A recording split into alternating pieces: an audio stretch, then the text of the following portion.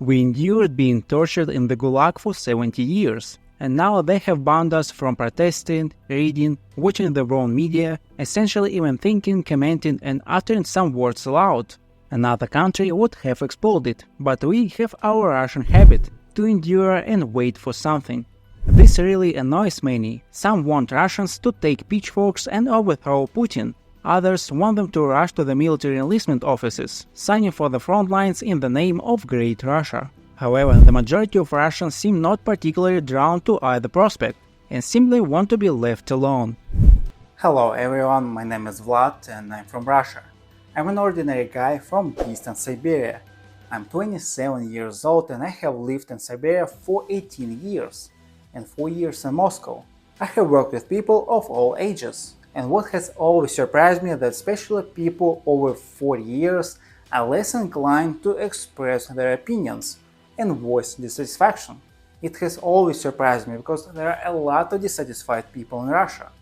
Especially now, the vast majority of Russians are dissatisfied with something. It just few talk about it. And now I understand the reasons for this. And today I will tell you about it. In recent years, Russia has seen quite a few events that were supposed to cause public unrest and stimulate change. One of the most recent events is the murder of Alexei Navalny. Why is this important? Alexei Navalny is the most popular opposition politician who has gained great popularity in recent years, had a large number of supporters, and tried to open headquarters all over Russia. Navalny advocated for strictly lawful protest, without the use of violence and so on. Before that, he became popular by conducting corruption investigations on Russian officials, including Vladimir Putin himself on his YouTube channel, telling in documentary confirming the incredible scale of embezzlement from the state budget.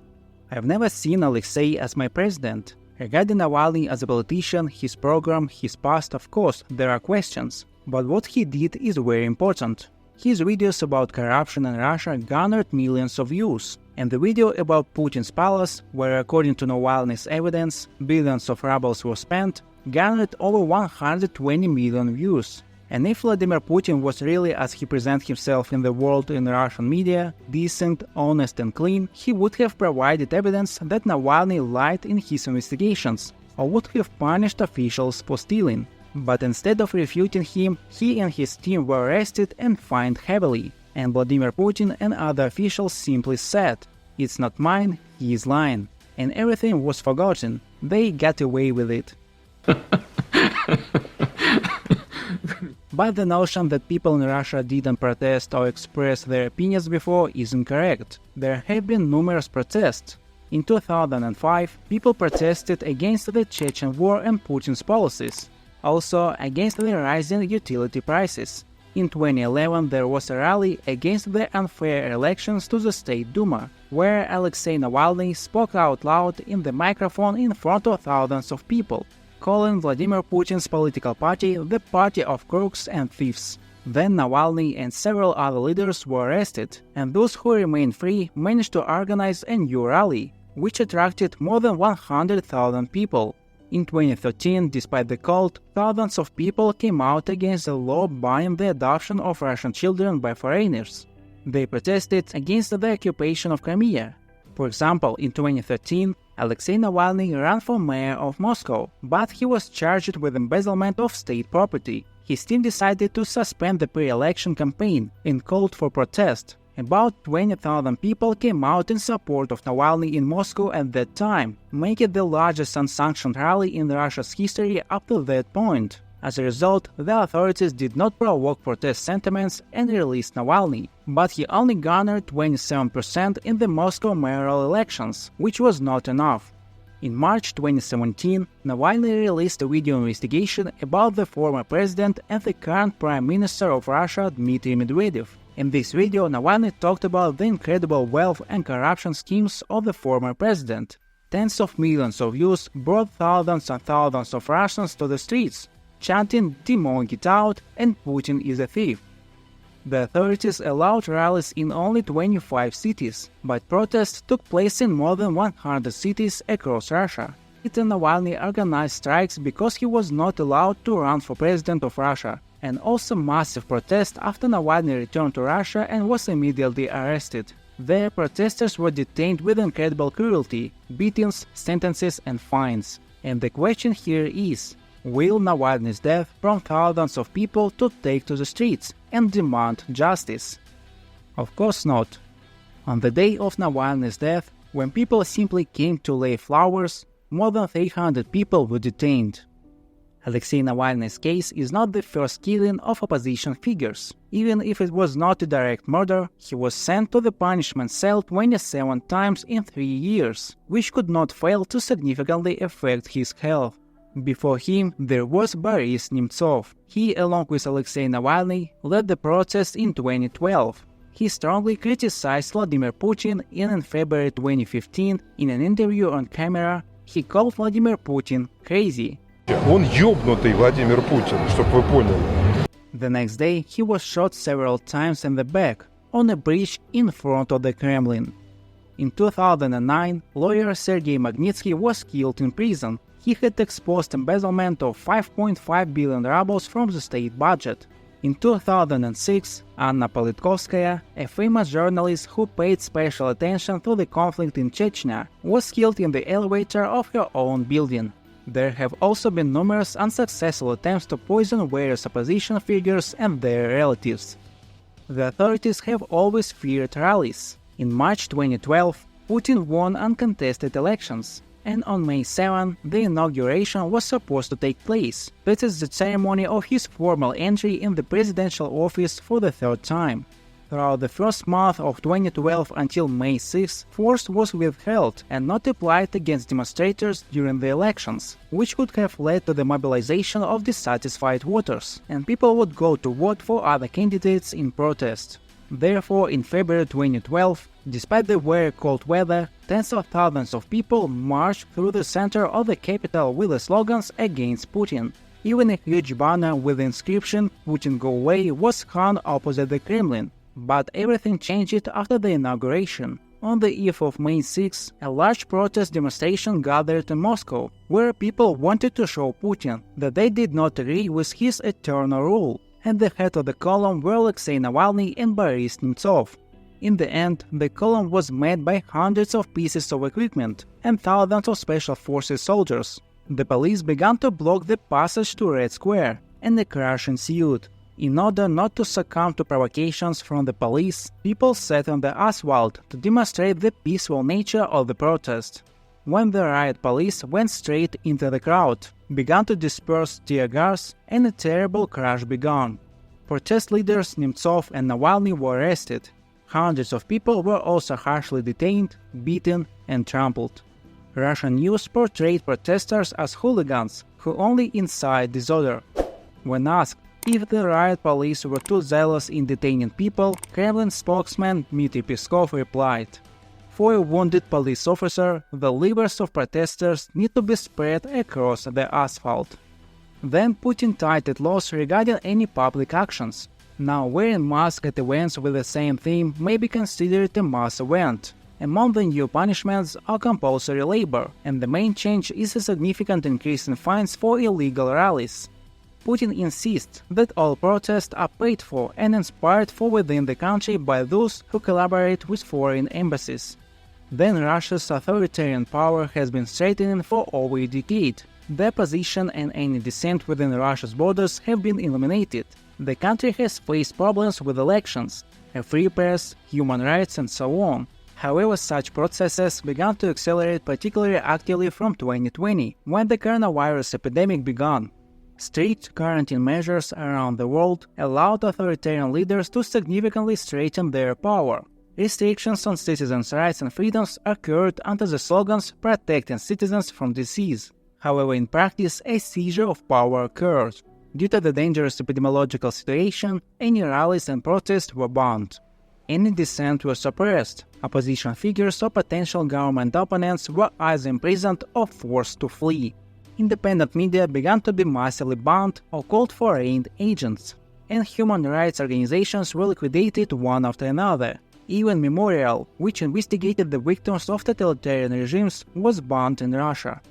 In general, the main reason for the absence of large-scale protests today is the fear of repression, the lack of opposition and its leaders. But what other reasons could contribute to the authorities getting away with it? The lack of a sense of unity among Russians plays a significant role in the absence of mass protest and political activity in the country. This linked to the historical experience of authoritarian rule, which has left a deep imprint on the consciousness of citizens. Many years of living in conditions of limited freedoms and opportunities have shaped a certain attitude among Russians towards political change. Observing life in other countries via the internet, as well as visiting other countries, the younger generation begins to express dissatisfaction with the current situation in Russia. However, the older generation often views this expression skeptically, stating that the youth demand too much and will live more modestly in our time. After the war in Ukraine, Russian society continued to divide and isolate itself. The division between supporters and opponents of the war became deep and serious, even leading to divorces in family and the rupture of friendships. Many citizens feel helpless and doubt the power of their voice, so they prefer not to show any activism. From this stems another reason: inertia and laziness. Many Russians are tired of the unstable political situation and prefer to avoid active actions, as they do not believe in the possibility of real change. They tend to believe that their efforts will not lead to significant results due to the long history of political instability. There are statistics showing that the majority of respondents are dissatisfied with their bosses, but they are not willing to leave their jobs to find more suitable ones. The most active people live in Moscow or in cities with a population of over 1 million, of which there are only 16 in Russia. In provinces, people are less active. There is a lower standard of living, low wages, and most people only think about how to have enough money for basic needs. In fact, in 2024, in my hometown with a population of 200,000 people, a salary of $500 is considered very decent, when $100 or $150 goes to rent or mortgages, and the rest is left for basic needs. Outside Moscow, salaries are significantly lower, and prices for food and clothing are no different. Therefore, people are more focused on their survival, rather than politics and the situation in the world. The government takes advantage of this, failing to improve the living standards of Russians. In 2024, in a country that spends billions on Olympics and wars, out of 140 million people, almost 20 million are poor, and the authorities changed the statistics so that if you earn $170, you are no longer considered poor. Hence, another reason emerges. With the level of employment and wages in Russia being so poor, many Russians prefer to stay in the zone of stability, avoiding changes. They are accustomed to the negative aspect of the current situation and fear risking it by changing the established order in the country. This is especially relevant for those who grew up in poverty or instability. These people strive for their own security and stability. Any changes can create additional risk and uncertainties, which many do not wish to embrace. Most Russians have never been abroad, and all they know about it is what is said on television. And for the past 10 years, television has been talking only about how the whole world is decaying. Everything is bad everywhere, motivating people to hold onto their jobs and not try to risk or change anything. From this stems the following reason: propaganda and the creation of a common enemy image. Over the past 10 years, Vladimir Putin and his vast team of propagandists have been consistently asserting how the whole world is against Russia, how everyone wants to seize Russia and its resources. They claim that now is not the best time to take risks. Rather, Russians should rally around the leader and stick together. Otherwise, Americans and NATO forces will want to take over Russia, making us all poorer, and they will violate our spiritual values with their LGBTQ propaganda. From this justification also comes the imposition of sanctions, which only worsen the lives of Russians. Allegedly, the whole world is imposing sanctions on Russia to weaken us, because they envy our greatness and prosperity. But we have Vladimir Putin, who knows everything and will always pull Russia out of any difficulties. Hence, the next reason: Vladimir Putin. If you consider Putin a good president, then watch videos about the promises he has not kept. After Vladimir Putin came to power as president, oil prices significantly increased, and money flowed like a river in Russia. Therefore, most people who endured very difficult years after the collapse of the Soviet Union associate economic growth and prosperity precisely with Putin. Supposedly, he came, restored order, and lifted Russia from its knees. Therefore, after 20 years in power, people, without wanting to analyze anything, still allow themselves to believe that everything he does is right and for the good of the country. In fact, Vladimir Putin was simply lucky that Russia is a resource-rich country, and oil prices became very high. And with such a flow of money, almost anyone could, so to speak, lift Russia from its knees. But if we remove the resources, the lives of Russians have not improved in 20 years of Putin's rule. After the annexation of Crimea, prices only rise, while salaries fall. In a country that extracts oil, gasoline is very expensive in proportion to salaries. In a gas-rich country, not all settlements have gas in homes, and 6.6 million people do not have their own toilet at home. Tourism has still not developed in Russia, although there are all the possibilities for it. Russia is a rich country with incredible nature places. In 20 years, we still cannot produce literally anything. We can only sell resources and buy everything we need abroad. Meanwhile, people continue to tell us that sanctions are only beneficial for us. Now we will produce everything ourselves, although there are many doubts about this, because until 2022, about 14,000 scientists left Russia annually, and after the beginning of the war in Ukraine, their number increased to 70,000. Prior to that, Russia failed to become an independent country, and after the sanctions, suddenly it will become one. In power is a man who came to power through Yeltsin's appointment, and has not once participated in debates in 20 years, as well as he does not fulfill promises to citizens.